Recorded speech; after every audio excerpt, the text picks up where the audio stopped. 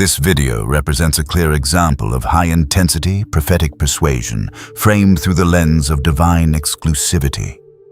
It presents itself not merely as inspirational content, but as a moment of interruption, a spiritual alert, a classified revelation meant specifically for the listener at a precise moment in time.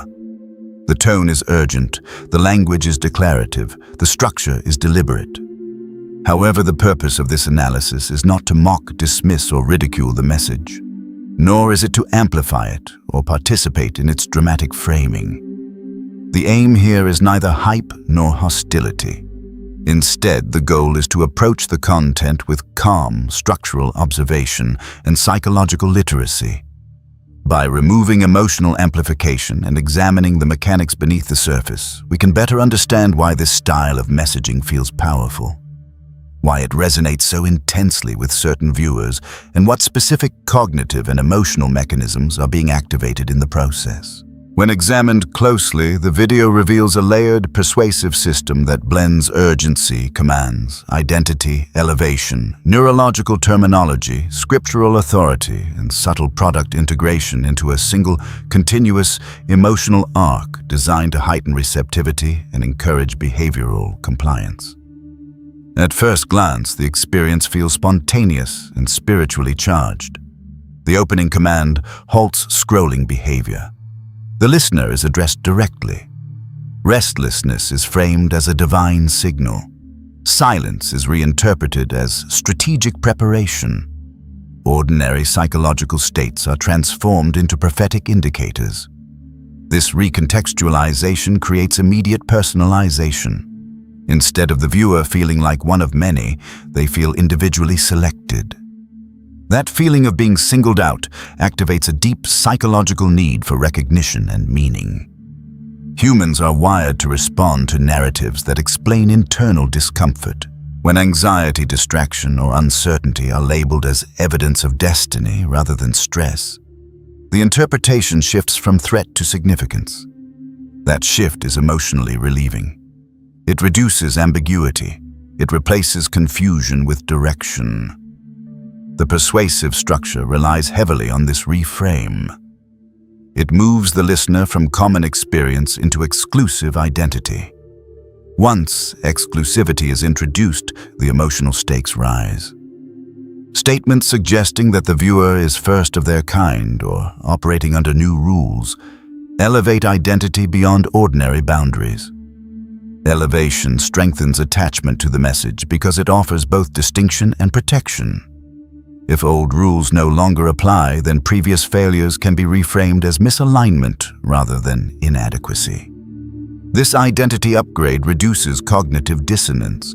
It preserves self-esteem. It also subtly discourages external evaluation because the framework positions the listener outside conventional systems. In this way, exclusivity functions both as empowerment and insulation. The video further intensifies its persuasive impact by invoking scriptural authority.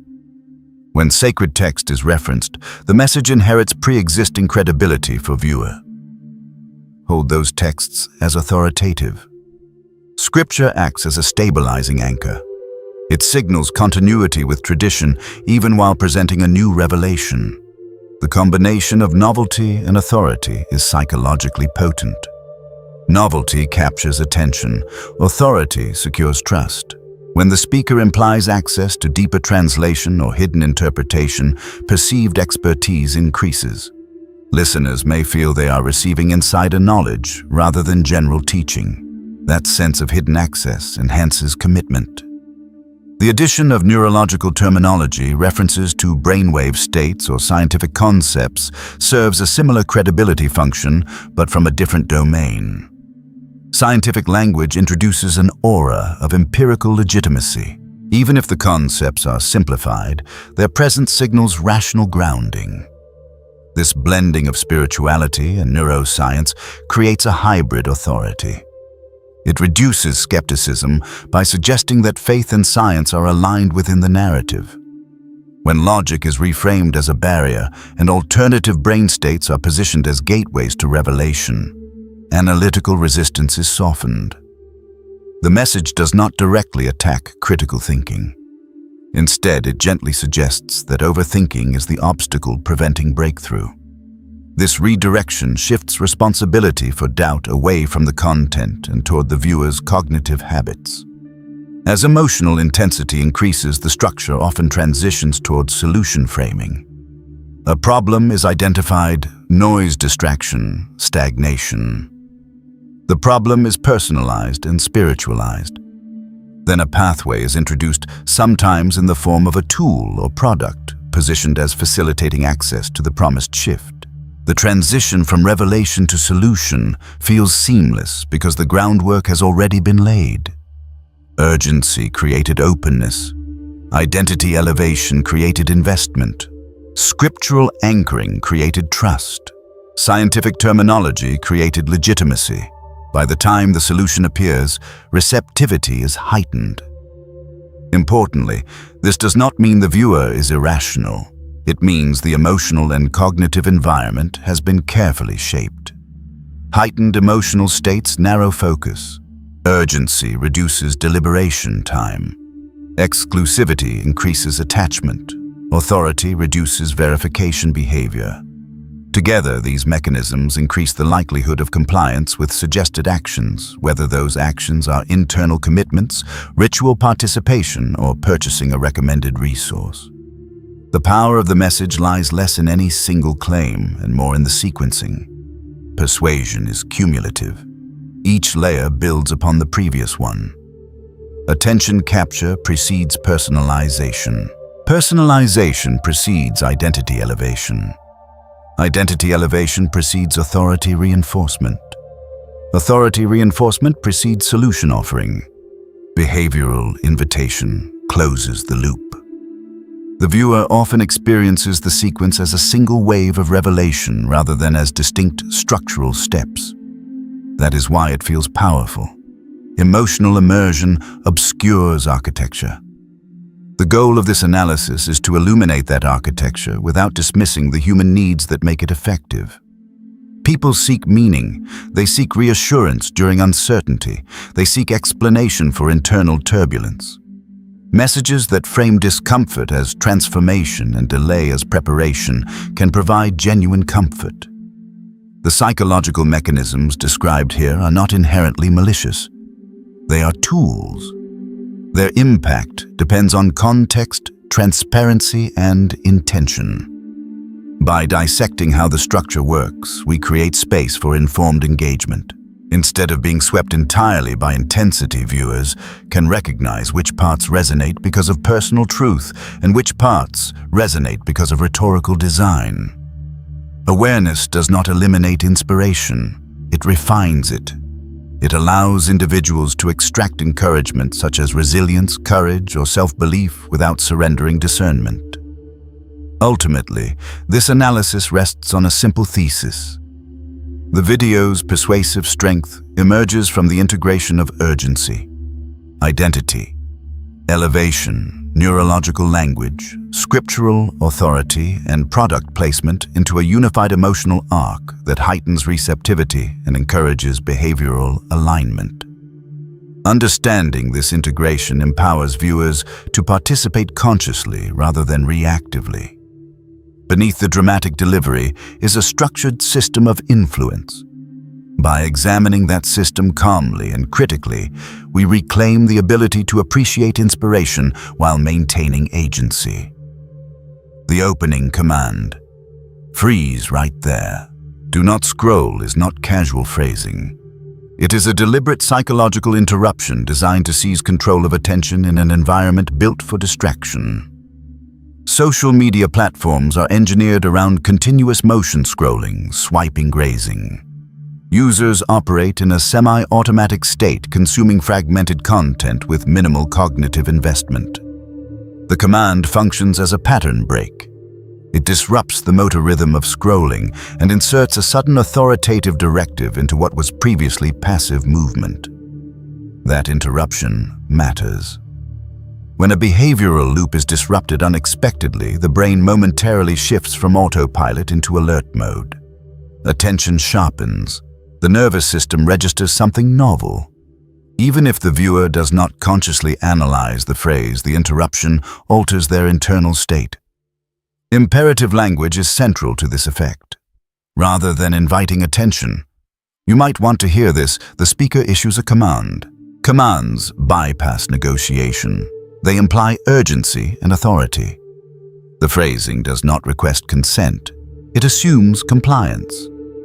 That assumption subtly positions the speaker in a higher status role. Authority is established before content is delivered. Tone precedes theology. Structure precedes substance.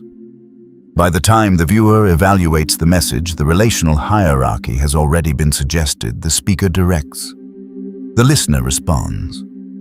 Urgency intensifies this hierarchy. Do not scroll implies that missing the next few seconds would result in loss.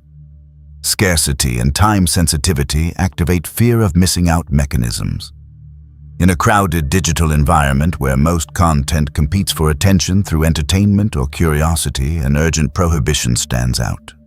It frames the upcoming message as exceptional. The interruption also creates micro-commitment. If the viewer pauses even briefly, they have already complied with the first instruction. That small act of obedience increases the likelihood of continued engagement. Behavioral psychology shows that initial compliance often increases subsequent compliance due to consistency bias.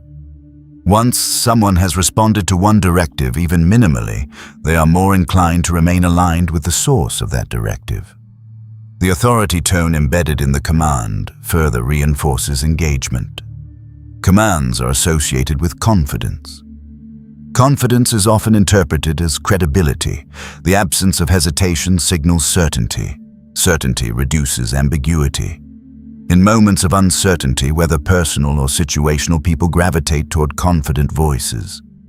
The firmness of the opening line creates an impression of importance before any evidence is presented. It frames the speaker as someone who knows something urgent and non-negotiable. That framing primes the audience to receive subsequent statements as declarations rather than suggestions. The dominance established in the first sentence shapes the psychological landscape of the entire message. Instead of two equals exchanging ideas, the dynamic becomes announcer and recipient, messenger and chosen listener. This dynamic is crucial for high-intensity prophetic persuasion because the later claims depend on authority being accepted early. If the viewer were to remain in a neutral evaluative stance, exclusivity claims might feel exaggerated.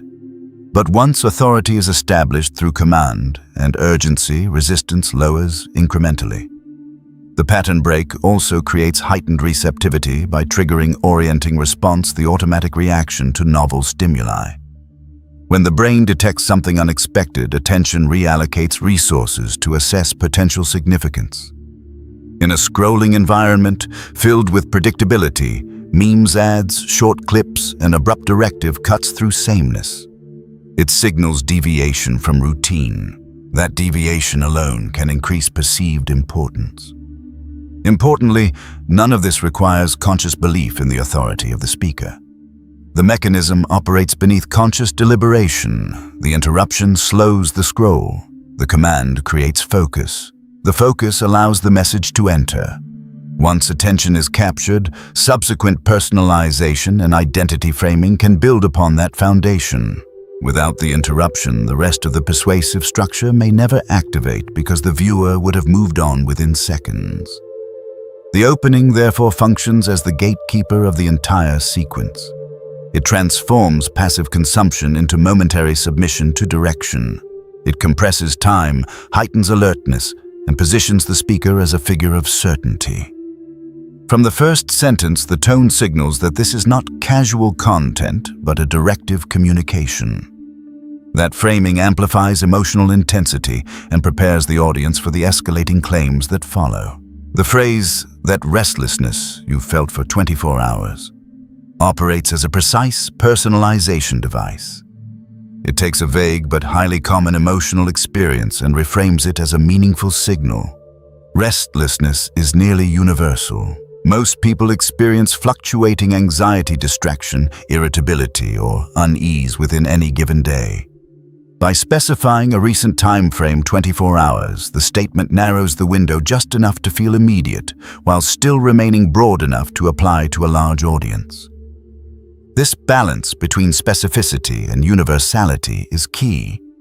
It creates the illusion of individual targeting while statistically encompassing many viewers. The listener begins scanning their recent memory for matching sensations.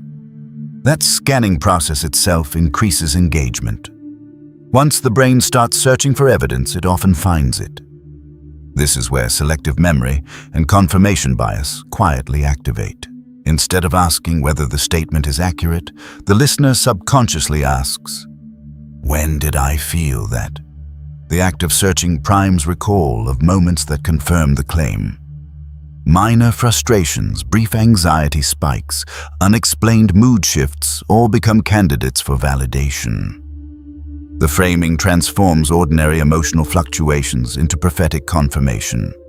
What was previously random or ambiguous is reinterpreted as intentional and externally guided. This reinterpretation provides immediate relief from uncertainty. Humans are uncomfortable with ambiguity. When internal discomfort is labeled as meaningful rather than chaotic, it becomes easier to tolerate. Anxiety framed as destiny feels more purposeful than anxiety framed as stress. The shift from something is wrong to something is happening reduces perceived threat. It also increases attachment to the source, providing that reinterpretation. The speaker appears to understand the listener's internal state without prior interaction. That perceived insight enhances credibility. The listener feels seen. Feeling seen is powerful. It satisfies a deep psychological need for recognition and validation. Even if the recognition is generalized, the experience can feel intimate. The mind often fills in details the message does not explicitly provide. This phenomenon resembles the Barnum Effect, where broad statements feel personally tailored because individuals project their own specifics onto them. By naming restlessness, the message taps into a shared human condition while allowing each viewer to supply their own narrative context. The result is perceived personalization without actual individual data. This mechanism also strengthens exclusivity. Once the listener accepts that their recent emotions were accurately identified, they may be more open to the claim that those emotions were divinely orchestrated. The progression is subtle: first identification, then interpretation, then elevation. Emotional states become signals. Signals imply communication. Communication implies selection.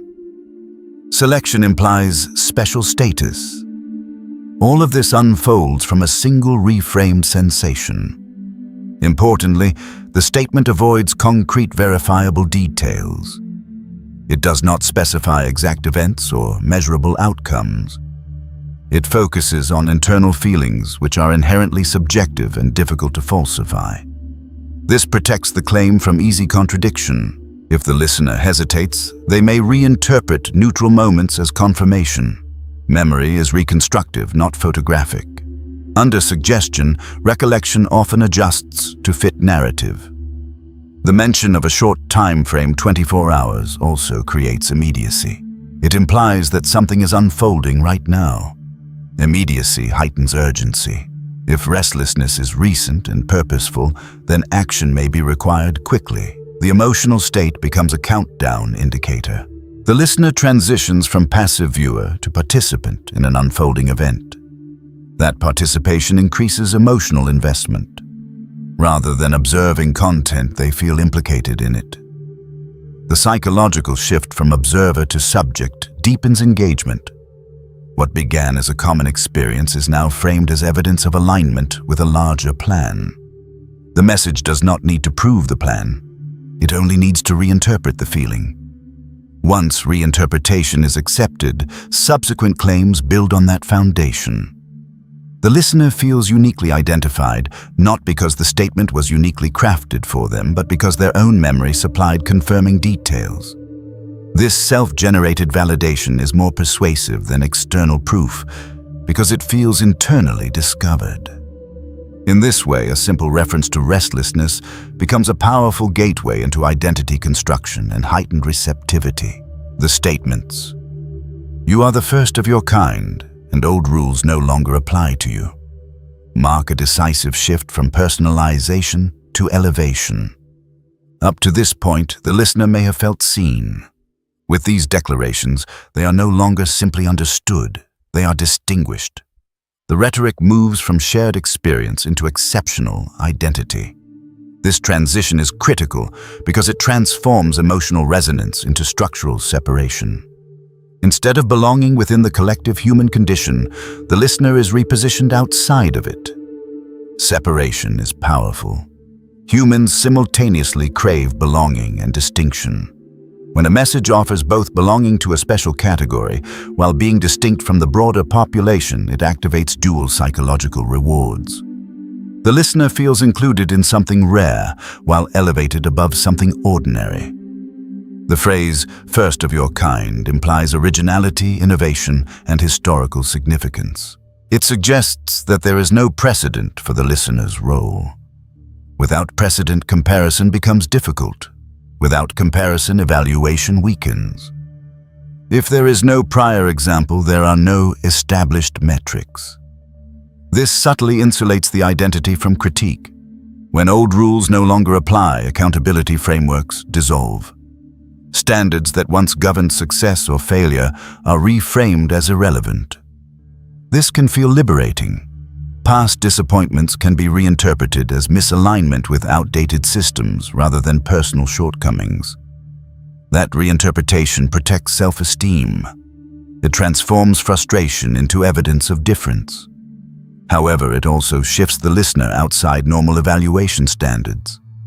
If conventional feedback is dismissed as inapplicable, external correction loses authority. The individual becomes answerable primarily to the narrative itself. Elevated identity construction is central here. The listener is not described as improving within existing categories, but as transcending categories entirely. Prototype language reinforces this transcendence. A prototype is original, rare, and often misunderstood. Misunderstanding then becomes validation rather than critique.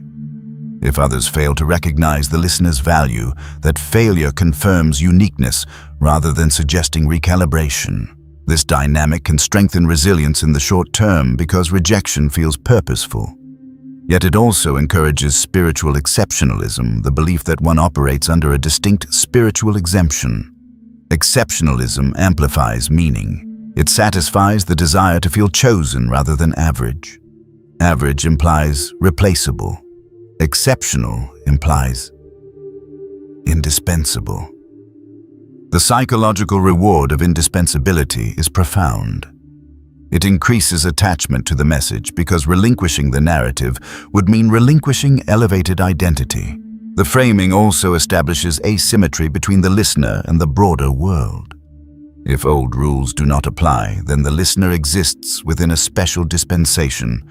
That dispensation suggests direct alignment with higher authority rather than communal norm. The implication is subtle but impactful. Ordinary systems cannot fully interpret or judge this path. By positioning the individual outside common structures, the narrative reduces the influence of alternative viewpoints. Criticism can be dismissed as misunderstanding. Doubt can be reframed as opposition to destiny. The more exceptional the identity becomes, the less weight ordinary feedback carries. This insulation strengthens commitment to the narrative because external friction reinforces internal uniqueness. Importantly, this mechanism does not require arrogance to function. A person can adopt exceptional framing quietly and sincerely. The effect lies not in outward pride, but in internal positioning. Once someone believes they operate under unique rules, their interpretive lens shifts. Setbacks become tests reserved for pioneers. Delays become evidence of groundbreaking preparation. Comparison becomes irrelevant. Over time, this separation from collective standards can both empower and isolate. Empowerment arises from increased confidence and perceived purpose. Isolation arises when mutual accountability diminishes. The structure of these statements therefore serves a dual role. It intensifies emotional significance while simultaneously shielding the identity from conventional evaluation.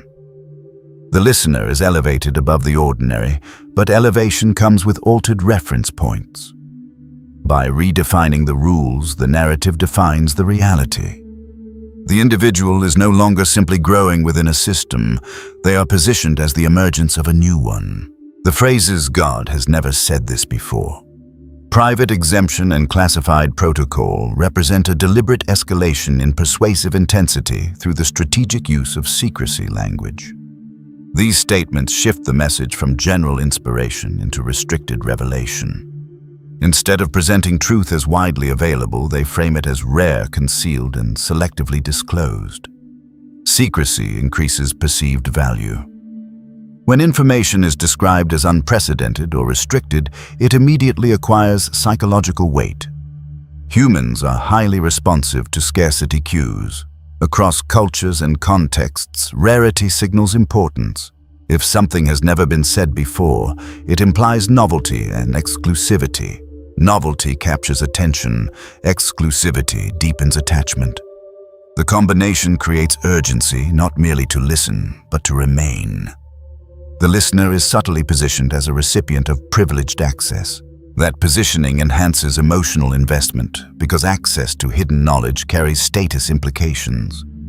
The scarcity principle operates powerfully in this framing. When a message is described as rare, its perceived value increases independently of its actual content. This effect is well documented in behavioral psychology and marketing theory. Limited availability heightens desirability. The mind infers importance from restriction.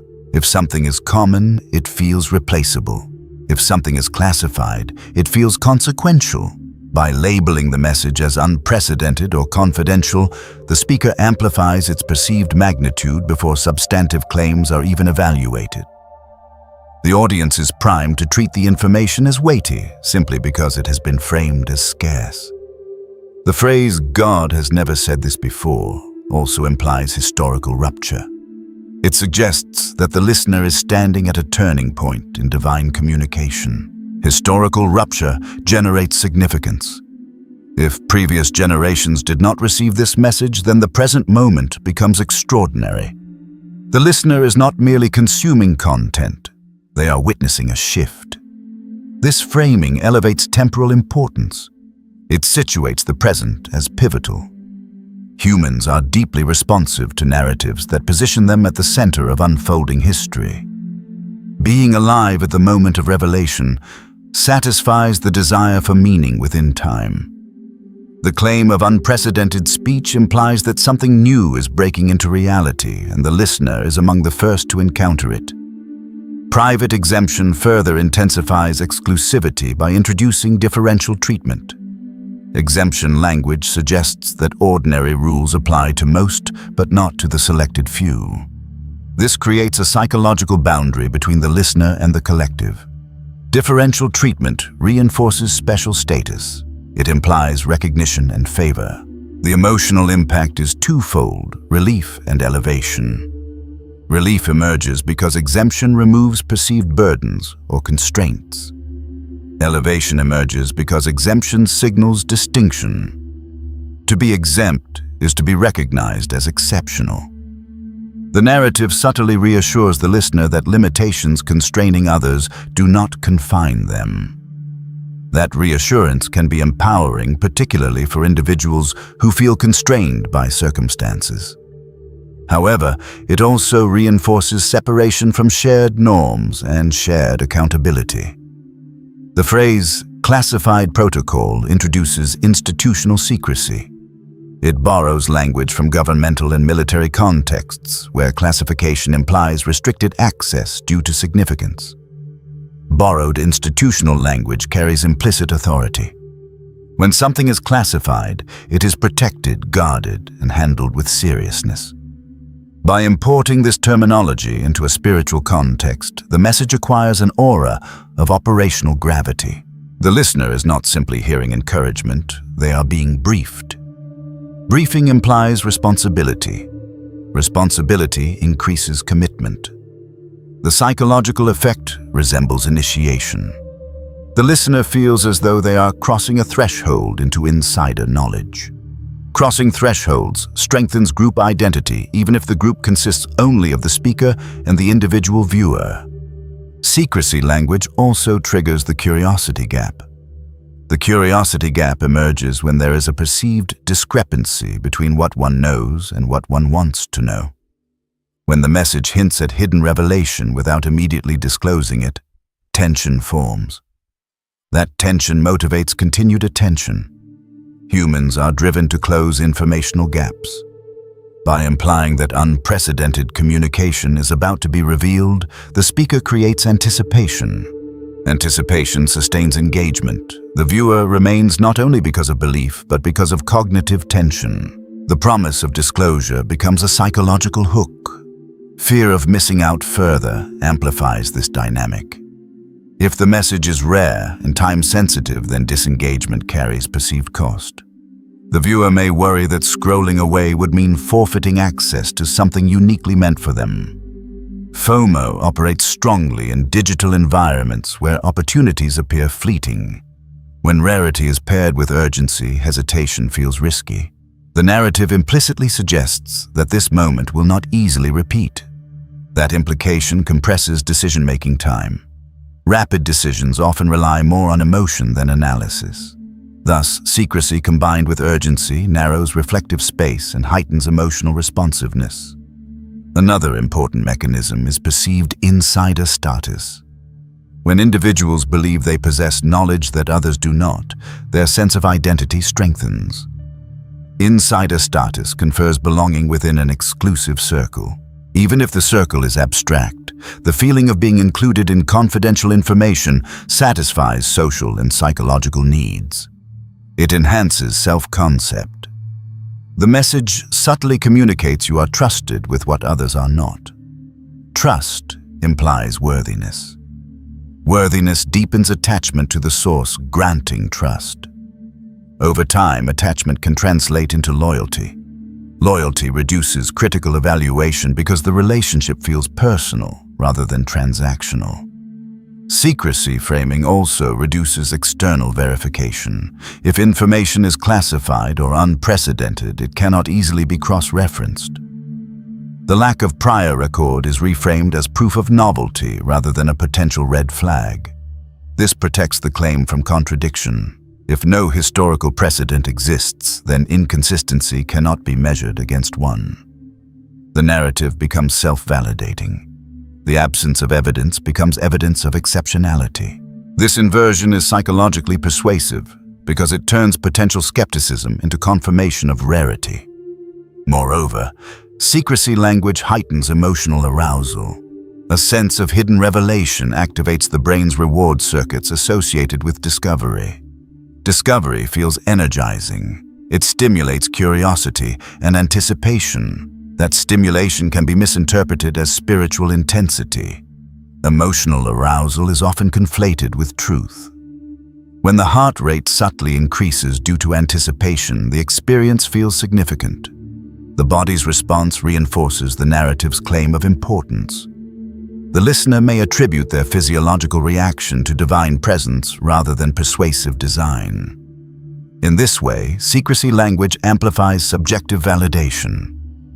The cumulative effect of never said before, private exemption and classified protocol is layered exclusivity. Each phrase reinforces the others. Unprecedented speech establishes novelty. Private exemption establishes differential status.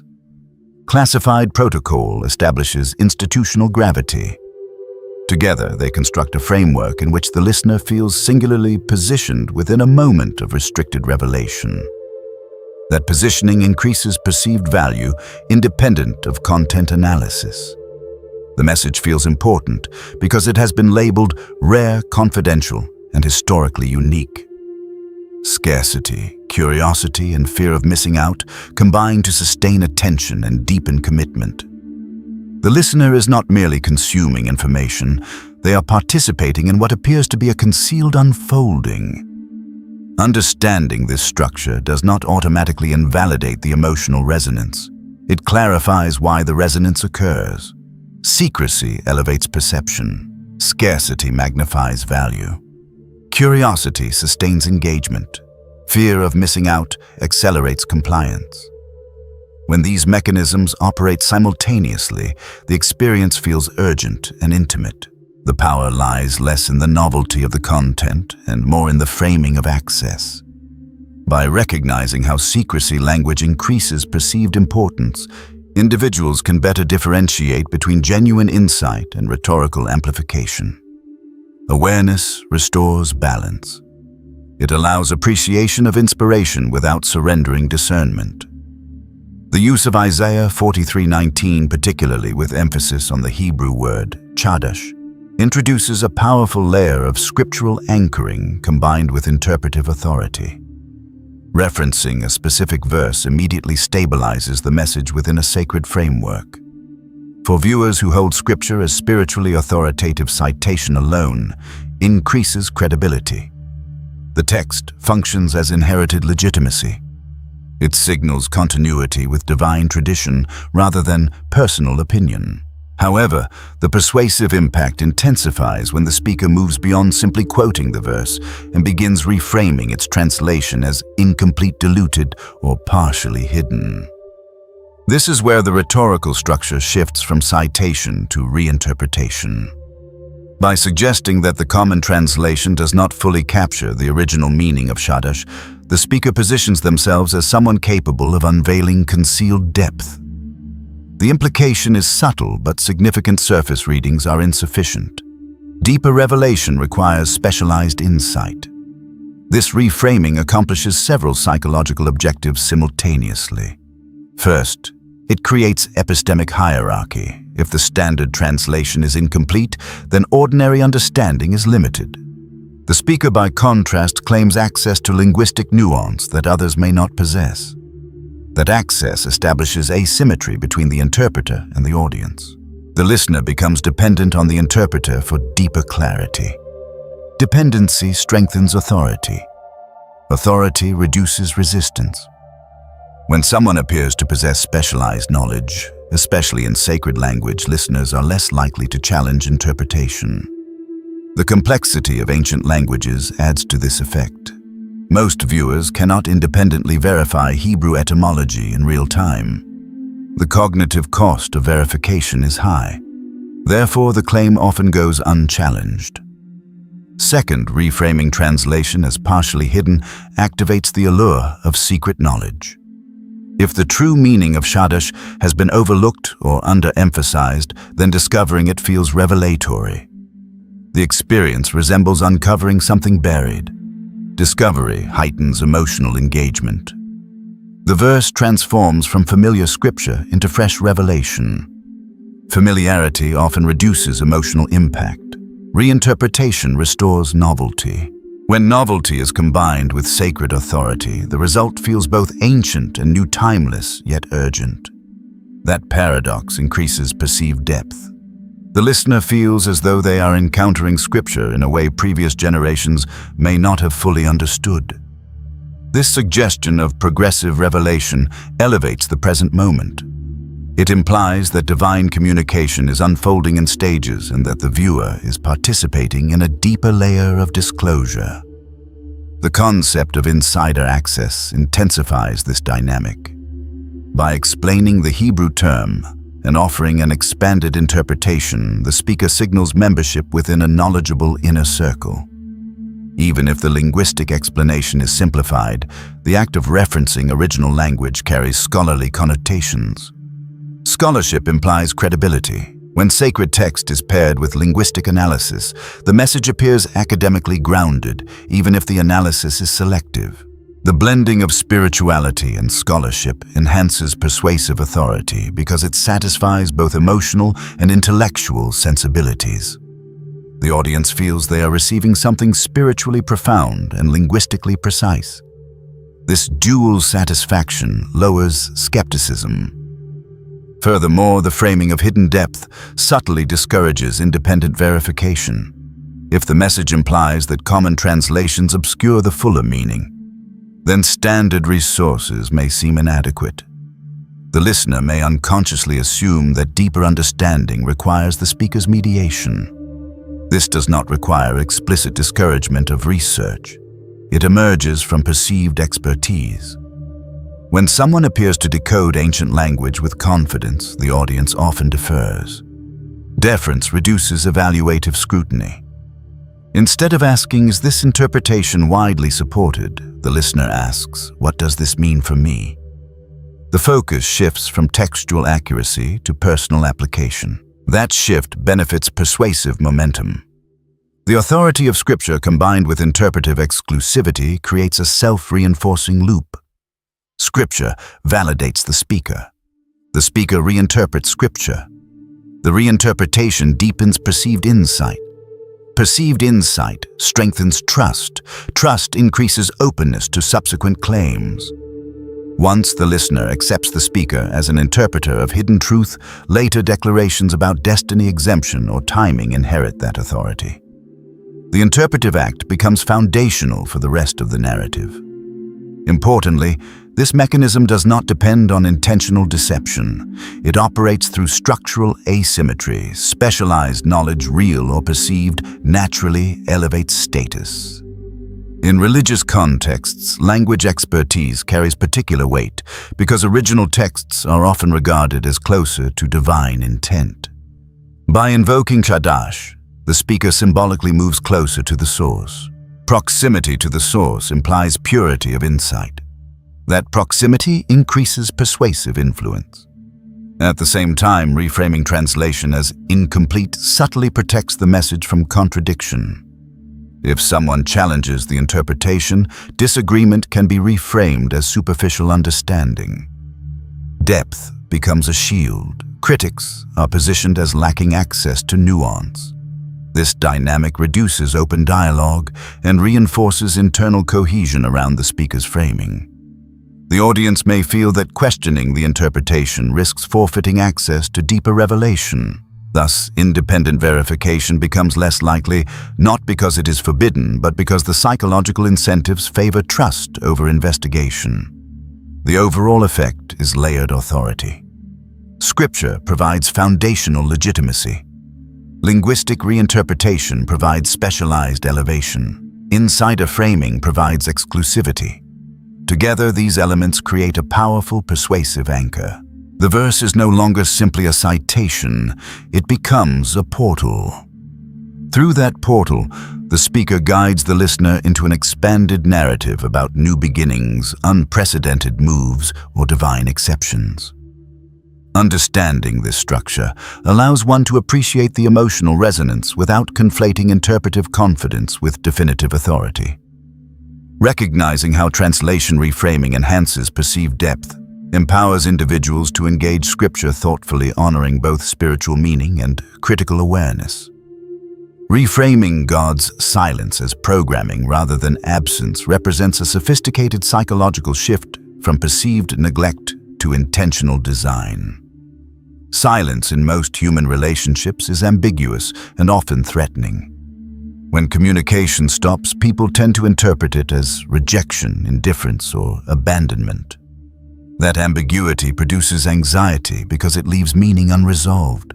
By redefining silence as active programming, the narrative eliminates ambiguity and replaces it with purposeful invisibility. Instead of asking, "Why is nothing happening?" the listener is encouraged to think, "Something is happening behind the scenes." This shift transforms emotional discomfort into strategic anticipation. The absence of visible movement becomes evidence of hidden construction. The metaphor of programming is crucial. In the digital age, most people understand at least conceptually that software development involves unseen processes. Code is written in environments users never see.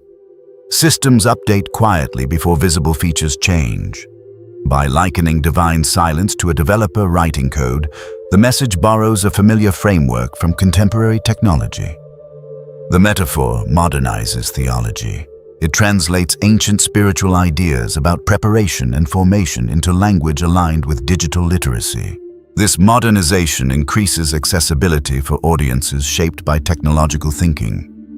The divine becomes analogous to a systems architect. Life becomes a platform under revision. Delay becomes debugging. This reframing does more than update language. It changes emotional interpretation. Programming implies intelligence, foresight, and precision. It suggests that outcomes are structured rather than random. Randomness creates helplessness. Design creates reassurance. When silence is interpreted as design, anxiety reduces because the gap between expectation and experience gains explanation. The listener no longer interprets stagnation as personal failure or divine withdrawal. Instead, they view it as incubation. Incubation sustains hope because it implies eventual unveiling. The pain associated with waiting is softened by perceived intention. Pain reframed as a laboratory process intensifies this shift. Laboratories are environments of experimentation and refinement. In a lab, variables are tested, results are measured, adjustments are made. By describing hardship as laboratory conditioning, the narrative converts suffering into training. Training implies improvement. Improvement implies progress. The metaphor removes randomness from adversity and inserts structure. Structure makes pain more tolerable. Psychological research consistently shows that meaning reduces suffering. When people believe hardship serves a constructive function, resilience increases. The lab metaphor provides that function. It suggests that every disappointment, delay, or setback is data contributing to development. Nothing is wasted. Nothing is arbitrary. This comprehensive reframing closes interpretive gaps that might otherwise generate doubt. The use of tech metaphors also creates cognitive alignment with a generation accustomed to systems thinking. Many modern individuals intuitively understand back-end processes, algorithmic timing, and hidden infrastructure. Comparing spiritual formation to code development taps into this intuitive understanding. It reduces the perceived distance between abstract theology and daily life. Instead of relying solely on ancient agricultural metaphors, seeds harvests, pruning the narrative shifts toward programming updates and system upgrades. This shift signals relevance. Relevance enhances credibility. When spiritual language mirrors contemporary experience, it feels current rather than archaic. The listener experiences resonance not only emotionally but culturally. Confusion is then transformed into anticipation through temporal reframing. If silence is programming, then confusion becomes pre-release instability. In technology, updates are often preceded by glitches or system pauses. Users accept temporary disruption because they expect improved functionality afterward. By borrowing this expectation structure, the message encourages patience. The listener is not in chaos, they are in transition. Transition carries forward momentum. Even when nothing visible changes the belief in back-end activity, sustains motivation. Anticipation replaces despair.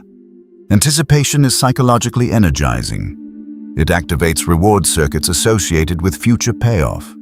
Instead of dwelling on present frustration, attention shifts toward upcoming revelation. This redirection of focus reduces rumination. Rumination intensifies anxiety. Anticipation diffuses it. The programming metaphor also subtly enhances perceived divine competence. Developers write intentional code.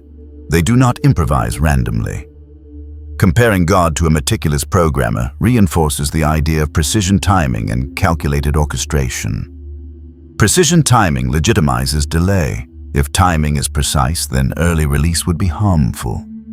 Thus, impatience becomes a misunderstanding of system integrity rather than a legitimate concern. This dynamic can deepen trust because it attributes coherence to uncertainty. However, it also reduces space for critical evaluation by converting ambiguity into assumed intention. When every gap is interpreted as purposeful coding, alternative explanations lose psychological traction. Importantly, this reframing provides emotional relief. without requiring empirical verification. One cannot observe divine code. The metaphor functions symbolically. Its power lies not in measurable evidence, but in interpretive stability. By offering a coherent explanation for silence and pain, the narrative satisfies the human need for causality. Humans prefer structured narratives to unresolved gaps. The lab and developer metaphors provide structured narratives. They imply sequence, intention, and outcome. Even if outcomes remain undefined, the belief in process reduces existential uncertainty. The transformation of confusion into anticipation completes the arc. Confusion often produces paralysis because it obscures direction. Anticipation produces readiness because it expects emergence. The emotional difference is profound. In confusion, energy collapses inward. In anticipation, energy projects forward. The reframing therefore alters motivational posture. The listener moves from questioning to waiting expectantly. Waiting expectantly feels active rather than passive. It carries a sense of imminent unveiling. Through modern metaphors and structured reinterpretation, silence becomes strategic, pain becomes productive, and uncertainty becomes preparatory.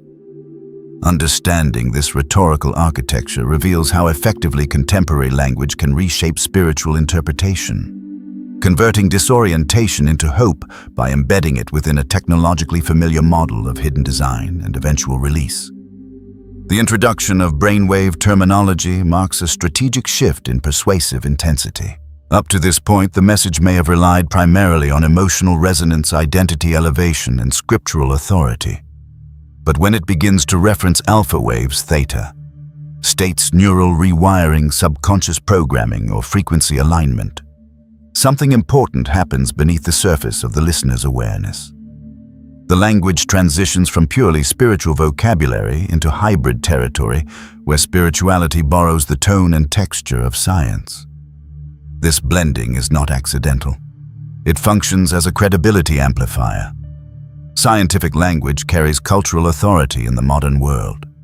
Even when listeners do not fully understand neurological terminology, the mere presence of it signals sophistication, research, and empirical grounding. Words associated with neuroscience subtly imply laboratory validation. They imply measurement. They imply objectivity. This creates perceived empirical legitimacy without requiring actual scientific demonstration. The psychological effect is powerful because it lowers skepticism while maintaining mystical allure. The audience hears familiar spiritual themes calling destiny awakening, but now they are wrapped in terminology that sounds measurable and technical. The result is cognitive reassurance. It feels less like belief and more like discovery. The persuasive mechanism deepens further when logic is subtly reframed as an obstacle rather than an ally. The message may suggest that overthinking blocks revelation, that analytical reasoning interferes with divine download, or that skepticism lowers frequency. This repositioning is critical. By casting analysis as resistance, the message immunizes itself against critical evaluation. If doubt arises, it can be labeled as ego fear or spiritual misalignment rather than a legitimate intellectual response. The listener is gently encouraged to bypass analytical thinking in favor of experiential surrender. This is not presented as anti-intellectualism outright. Instead, it is framed as transcending logic. The message implies that true understanding occurs beyond rational filters. In psychological terms, this moves the listener from System 2 processing slow analytical thought into System 1 processing fast, emotional, intuitive reaction. Emotional receptivity increases while critical resistance decreases. The inclusion of brainwave language also creates a conceptual bridge toward product solution. Once the audience accepts that their brain operates in programmable states and that certain frequencies unlock destiny, it becomes easier to introduce tools designed to optimize those states. The progression is subtle but structured. First, define a problem. Mental restlessness, blocked potential misalignment. Second, attribute that problem to neurological frequency or subconscious coding. Third, imply that specialized knowledge exists to correct it. Finally, position a resource, audio track course, membership device, or donation as the practical key. The logic chain feels coherent because it mimics therapeutic or technological intervention models. If your brain operates at certain frequencies, and if those frequencies influence destiny activation, then altering those frequencies seems reasonable. The listener's emotional investment has already been established through urgency, identity elevation, and exclusivity framing. Now, the scientific language gives the solution an appearance of precision.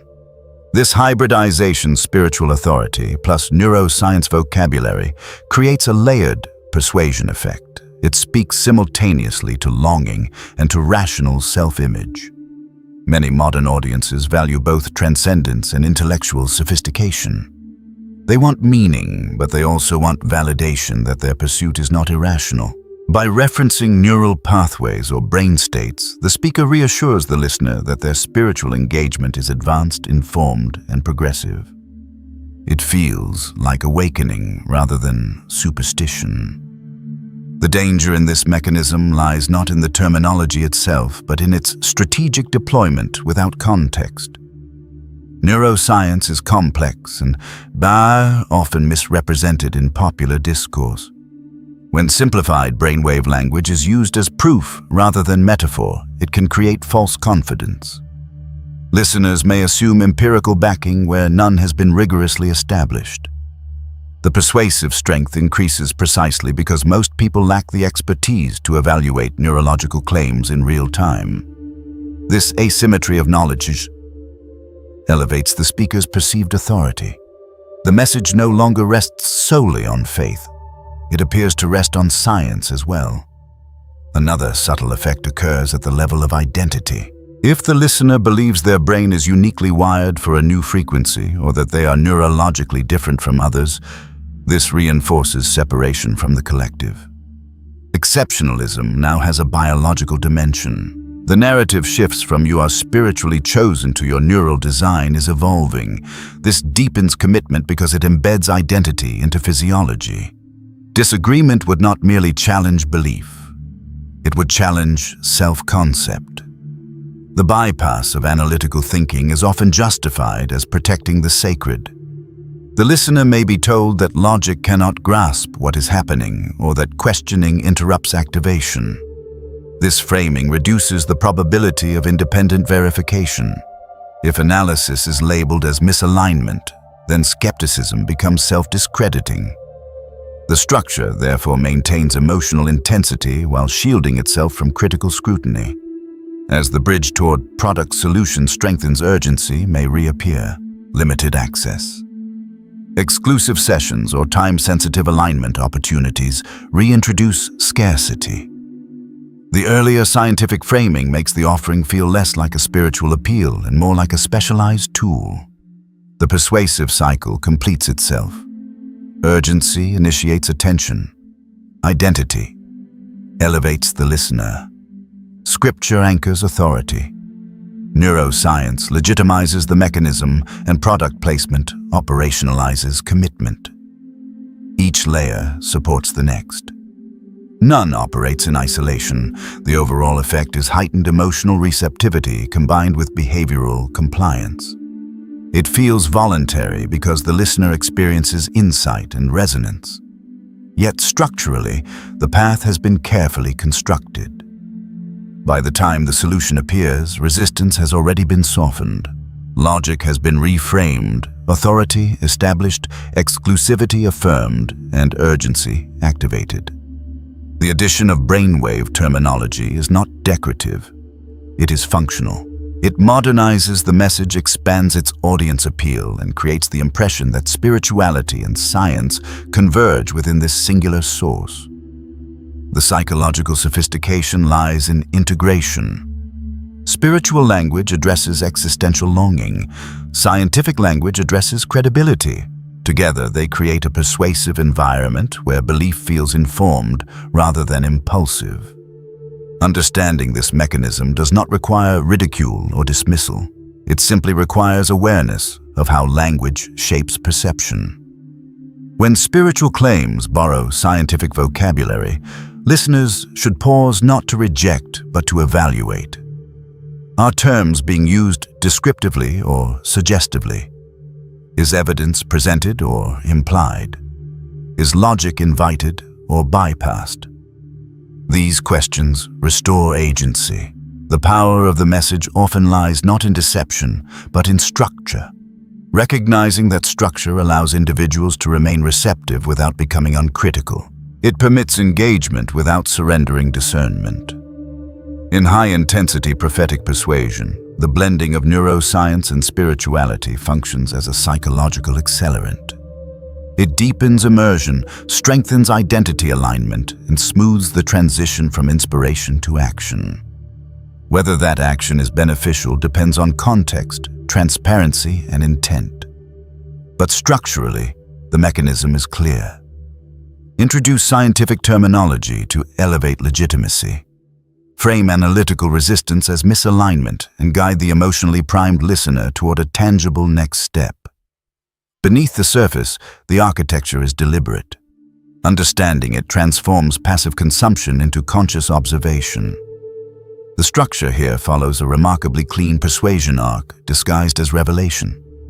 It begins with diagnosis. You are told that you are stuck in beta as noise, stress, distraction, survival mode. Beta becomes shorthand for mental chaos. It is framed not merely as a neurological state, but as a spiritual limitation. The language collapses categories: brain activity equals spiritual blockage. By labeling the problem with scientific terminology, the message feels technical rather than vague. It does not say you feel overwhelmed. It says your brain is operating in the wrong frequency. That shift matters. A feeling can be circumstantial. A frequency sounds systemic. Once the issue is defined as systemic, it demands intervention. The agitation phase deepens the tension. Now the problem is no longer personal stress. It becomes external interference. The matrix is keeping you deaf to God. This reframing accomplishes several psychological objectives simultaneously. First, it removes blame from the listener. You are not spiritually dull. You are obstructed. Second, it introduces a villain. Noise is no longer random. It is engineered. Third, it elevates the stakes. This is not about productivity or calmness. It is about access to divine communication. The agitation stage intensifies dissatisfaction with the present state. If you remain in beta, you are not merely distracted, you are cut off from destiny. The emotional pressure increases. Relief becomes urgent. The solution then appears with precise timing, the genius wave tool. Notice how the name itself bridges intellect and mysticism. Genius implies heightened cognition. Wave implies frequency manipulation. It sounds both scientific and transformative. The narrative suggests that this tool can shift you from beta to alpha or theta, restoring clarity and spiritual receptivity. The framing positions the product not as optional enhancement, but as gateway. Without the shift, breakthrough remains inaccessible. With the shift, alignment becomes possible. Structurally, this mirrors a classic marketing funnel embedded within a spiritual storyline. Stage 1, problem awareness. Stage 2, agitation and amplification. Stage 3, solution presentation. Stage 4, action invitation. The difference is that the funnel is wrapped in theological and neurological language. The audience experiences the progression as revelation rather than marketing. The emotional energy generated by the agitation stage makes the solution feel relieving. Scarcity or urgency may follow, encouraging immediate response before doubt resurfaces. Authority transfer strengthens the perceived legitimacy of the product. Mentioning NASA even indirectly borrows institutional credibility. NASA represents science, precision, aerospace intelligence, cutting-edge research. Even if the connection is tangential, the mere association transfers perceived expertise. This is a well-documented persuasion principle. When a trusted authority is referenced, trust extends to the adjacent claim. The listener rarely investigates the depth of the connection. The symbolic weight is enough. Spiritual authority has already been established earlier through scripture, exclusivity, language, and divine framing. Now, scientific authority is layered on top. The product sits at the intersection of heaven and laboratory. That positioning is powerful because it neutralizes two common objections simultaneously. The spiritually inclined listener feels affirmed by the divine framing. The rationally inclined listener feels reassured by the scientific reference. When purchase is positioned as spiritual breakthrough access, the decision transcends consumer logic. It is no longer about buying audio technology. It becomes an act of obedience, alignment, or activation. Behavioral compliance increases because the stakes feel existential. Refusing the product risks remaining stuck. Accepting it symbolizes faith and forward movement. This is a subtle but potent shift from transaction to transformation. In standard marketing, buyers evaluate price against benefit. In spiritually framed funnels, buyers evaluate alignment against destiny. That reframing can dramatically reduce price sensitivity. If the tool is portrayed as unlocking God's voice or accelerating purpose, the cost appears secondary to the promise. The psychological layering also reduces analytical pause. Earlier messaging may have framed logic as an obstacle. Therefore, hesitation can feel like resistance rather than prudence. The emotional journey from restlessness to revelation to solution creates momentum. Momentum decreases the likelihood of detailed scrutiny. The listener feels carried rather than convinced. It is important to observe that none of these mechanisms require overt deception to function. They operate through structure.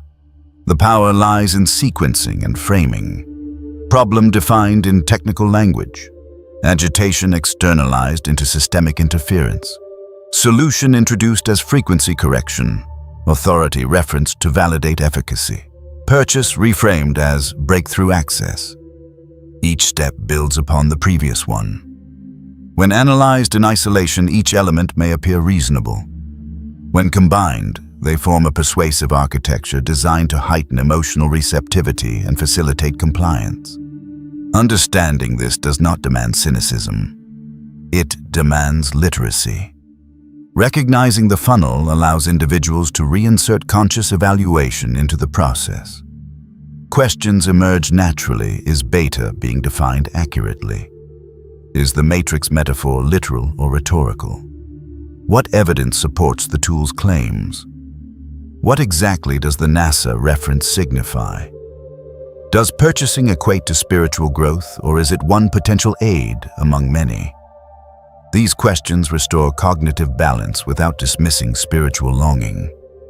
The key mechanism at play is convergence. Spiritual dissatisfaction merges with neuroscientific terminology and institutional authority. The product becomes the convergence point. That convergence amplifies perceived inevitability. It feels like the logical next step in a journey already set in motion. But inevitability is often constructed through narrative design. By slowing the sequence down and examining each stage, the listener regains agency. They can still choose to engage, purchase, or explore, but the choice becomes deliberate rather than reflexive. In high-intensity prophetic persuasion, embedding a classic marketing funnel inside a spiritual narrative increases conversion because it aligns existential desire with transactional action. The structure is elegant. The psychology is layered. The effectiveness comes from integration. When urgency, identity, authority, neuroscience, and product placement converge, compliance can feel like awakening. Awareness of that structure transforms the experience from passive immersion into informed participation. This section introduces one of the most psychologically sophisticated defense mechanisms within high-intensity prophetic persuasion, the reframing of internal resistance as proof of correctness. Fear becomes the border patrol of the promised land. Doubt becomes evidence that you are approaching breakthrough. What would normally function as caution signals are recoded as validation markers. The effect is subtle but powerful. Instead of evaluating fear as potential misalignment, the listener is trained to interpret it as proximity to destiny. This move does several things at once. First, it neutralizes internal resistance. In ordinary decision-making, fear and doubt act as evaluative tools. They prompt questions, they slow momentum, they encourage risk assessment. But if fear is rebranded as the guardian of promise, then its presence confirms significance. The stronger the fear, the more important the breakthrough must be. This inversion turns hesitation into motivation. Psychological friction becomes fuel. Second, this reframing preemptively disarms logical hesitation. If doubt is labeled a spiritual attack, then analysis becomes suspect. Questions are no longer neutral cognitive processes. They are framed as opposition. The listener is subtly guided to interpret critical thinking as interference. The narrative becomes self-sealing. Any contradiction encountered internally can be explained away as resistance from the enemy, from the matrix, or from old programming trying to maintain control. This creates what psychologists call a closed belief loop. Evidence against the claim does not weaken the system. It strengthens it by confirming the narrative of opposition. Third, by positioning fear as a border patrol, the message introduces heroic imagery. You are not simply anxious. You are approaching territory worth guarding. The metaphor elevates the emotional experience. Anxiety becomes epic. Doubt becomes dramatic. The listener feels like a protagonist crossing into destiny. That elevation increases emotional intensity and attachment to the storyline. The stronger the emotion, the deeper the imprint. This technique also protects the narrative from contradiction. In persuasion theory, objections are either addressed directly or reframed. Here they are reframed before they fully form. The listener is trained in advance how to interpret their own skepticism. If discomfort arises after hearing the message, they have already been told what it means. It means you are close. It means you are threatening the system. It means breakthrough is near. This anticipatory reframing prevents dissonance from escalating into disengagement. Instead of stepping back, the listener leans in. Another subtle layer involves identity preservation. If someone has already accepted that they are chosen, elevated, or operating under a classified protocol, then fear threatens that identity. By redefining fear as confirmation, the identity remains intact. The system protects itself. Doubt no longer signals that the narrative might be flawed. It signals that the narrative is powerful. This mechanism can create emotional momentum that overrides reflective pause. The more internal tension arises, the more meaningful the decision feels. Urgency compounds. If I feel this much resistance, I must be on the verge of something significant. The persuasive brilliance lies in converting natural psychological safeguards into motivational accelerants. It is important to recognize that fear and doubt are not inherently negative. They are adaptive responses. Sometimes they protect from genuine risk. Sometimes they signal growth. The critical factor is context. When a message categorically equates doubt with attack, it removes nuance. It simplifies complex internal processes into a single explanatory framework. That simplification can feel empowering because it offers clarity, but clarity achieved through reduction can obscure legitimate discernment. The protective quality of this structure becomes evident when considering how difficult it is to falsify. If fear appears, the narrative is confirmed. If peace appears, the narrative is confirmed. If resistance arises, the narrative is confirmed. If alignment feels strong, the narrative is confirmed. Every possible internal state is absorbed into the system. That absorption creates psychological stability within the belief, but at the cost of external evaluation. By framing hesitation as spiritual warfare, the message reduces the likelihood that the listener will step outside the narrative to test its claims. The system becomes internally coherent regardless of external evidence. This is not necessarily malicious. It is structurally efficient. High-commitment belief systems often employ similar mechanisms because they increase adherence under pressure.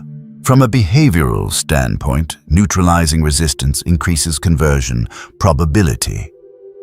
If purchasing, subscribing, or committing triggers fear has already been recoded as proof of importance, compliance becomes an act of courage. Refusal becomes surrender to the matrix. The decision is emotionally polarized. The path forward feels morally charged rather than pragmatically evaluated. Understanding this mechanism restores complexity to the equation. Fear can indicate growth, but it can also indicate misalignment. Doubt can signal attack, but it can also signal intuition, requesting clarification. Discernment requires space for both possibilities. When a narrative preemptively dictates the meaning of all internal resistance, it narrows interpretive freedom. Recognizing that narrowing does not require rejecting the entire message. It simply reopens the option to evaluate. High-intensity prophetic persuasion often thrives on momentum. Reframing fear and doubt ensure that momentum continues even when friction arises. The narrative becomes resilient under scrutiny because scrutiny itself is absorbed into the story. The listener feels validated in pressing forward precisely when they might otherwise pause. That is the structural genius of the mechanism, but awareness shifts power back to the individual. When you can identify that fear has been metaphorized as border patrol and doubt has been spiritualized as confirmation, you regain the ability to ask, what is this feeling actually signaling? Is it growth, tension, or is it a prompt for further investigation? That question alone reintroduces agency. The narrative may still inspire movement, but the movement becomes conscious rather than compelled.